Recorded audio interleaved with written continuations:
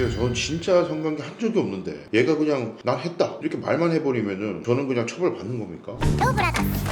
네, 반갑습니다. 네, 안녕하세요. 예, 오늘 뭐 어떤 문제로 상담하러 오셨나요? 제가 인터넷 게임 하다가 알게 된 여자애가 있는데요. 네. 게임 하다 보니까 좀 뭐 친해져가지고 뭐 연락도 주고받고 했거든요. 뭐 어쨌든 이성이다 보니까 호감도 생기고 이러다 보니까 좀 야한 얘기도 많이 주고받았어요. 하다 보니까 알고 보니까 그 친구가 고등학교 1학년인 거예요.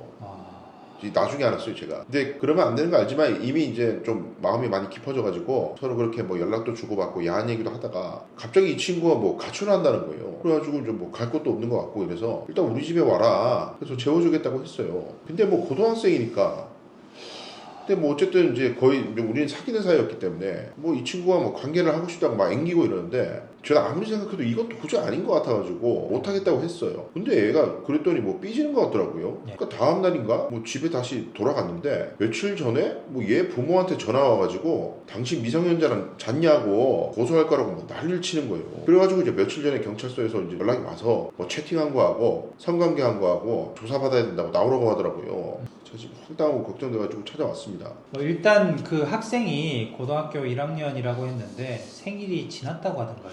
아니, 제가 알기로 게임하면서 들었는데 네. 다음 달이 생일이라고 했어요. 아, 다음 달이 자기 생일이라 그랬다? 네. 그 당시에는 가출해서 같이 그날 밤에 집에서 지낼 당시에는 생일이 안 지난 상태였네요. 그렇죠. 예, 상황이 좀 좋지는 않은 것 같습니다. 성관계는 안 하신 거 맞아요? 혹시 뭐 스킨십 같은 건 하셨습니까? 성관계는 진짜 안 했고요. 진짜 솔직하게 말씀드리면은 키스하고 서로 이제 몸을 좀 뭐 만지고 서로 둘 다 예. 그렇게 하긴 했어요. 그러면은 혹시 음담패설 같은 거, 야한 얘기 같은 거 주고받다가 혹시 야한 사진 같은 것도 서로 주고받기도 하고 그랬어요?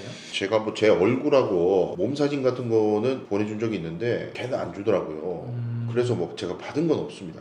그거는 좀 다행인 것 같고요. 선생님 말씀이 사실인 걸 전제로 제가 설명을 드릴게요. 일단 그 친구는 만 16세가 안 된 것 같고요. 아마 성착취 목적 대화랑 미성년자 의제 강간 내지는 의제 강제 추행 이게 문제가 될 것 같습니다. 성착취 목적 대화? 네. 그게 뭔가요? 이제 아동 청소년 성보호에 관한 법률에 보면은 그러니까 아청법이죠. 아청법에 보면 성인이 미성년자를 상대로 성적 착취를 목적으로 뭐 성적 욕망이나 수치심, 뭐 혐오감을 일으킬 수 있는 대화를 뭐 지속적으로 뭐 반복적으로 하는 경우에는 3년 이하의 징역 또는 3천만 원 이하의 벌금으로 처벌을 하고 있어요. 그런데 이제 미성년자 중에서도 특히 16세 미만을 상대로 하는 경우에는 성적 착취 목적이 없는 경우에도 처벌하도록 하고 있거든요. 그러니까 16세 미만 미성년자랑 성적인 대화를 나눈 경우에는 미성년자가 동의를 했든 안 했든 대화를 건 쪽에서 성인 쪽에서 무슨 목적이 있든 말든 무조건 처벌을 한다는 거예요.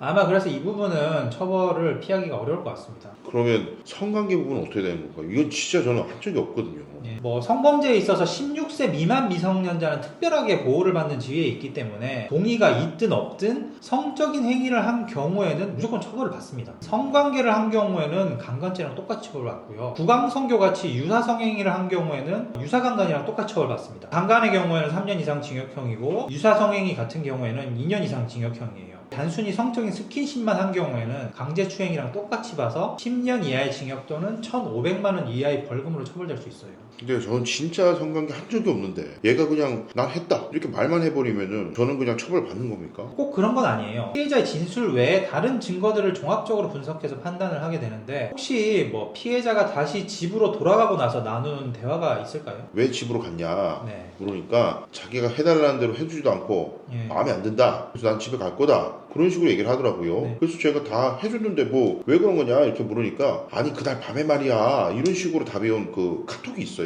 제가 지금 갖고 있습니다. 그날 밤에. 네. 뭐 그런 대화에 비추어 봤을 때 진짜로 성관계까지는 이르지 못했다. 성관계까지는 하지 않았다고 주장을 해야 될 것 같거든요. 이제 성범죄는 물론이고 다른 사건에 휘말리게 됐을 때도 중요한 게 논리적으로 주장을 해야 되는 건 물론이고 그 주장이 얼마나 주변 정황에 들어맞는지도 잘 설명을 할 수가 있어야 돼요. 뭐 무턱대고 뭐 거짓말을 한다거나 뭐 아니다 부인만 하게 되면은 수사기관이나 법원 입장에서는 안 좋게 볼 가능성이 굉장히 높습니다. 변호사님한테 드릴 말씀 진짜 다 사실이고요. 예. 근데 잘못돼가지고 이게 처벌 받으면은 성범죄자는 제가 뉴스에서 봤는데 뭐가 많다고 들었거든요. 직장에서 바로 잘리고 그런 거예요. 뭐 그런 건 아닙니다.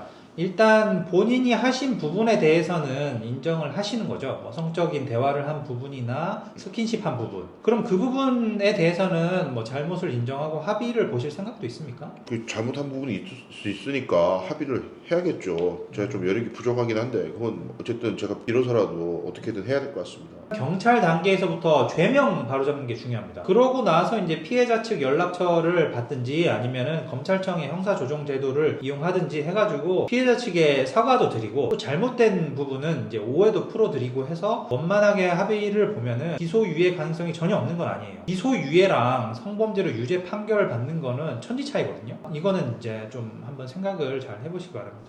오늘은 성착취 목적 대화와 미성년자 대상 성범죄 관련 상담 사례를 통해서 미성년자와의 성적인 대화나 신체 접촉이 어떤 법적 책임으로 이어질 수 있는지 살펴봤습니다. 특히 만 16세 미만 미성년자에 대해서는 동의 여부와 관계없이 처벌이 가능하다는 점, 그리고 가벼운 채팅이나 스킨십이라고 생각했던 것도 형사처벌의 대상이 될 수 있다는 점을 꼭 기억해 두시기 바랍니다. 관련 혐의로 조사나 수사를 받게 된 경우 초기부터 정확한 사실관계 정리와 법적 대응 방향 설정이 매우 중요합니다. 혼자 판단하지 마시고 반드시 전문가의 도움을 받아 대응하시기를 권해드립니다.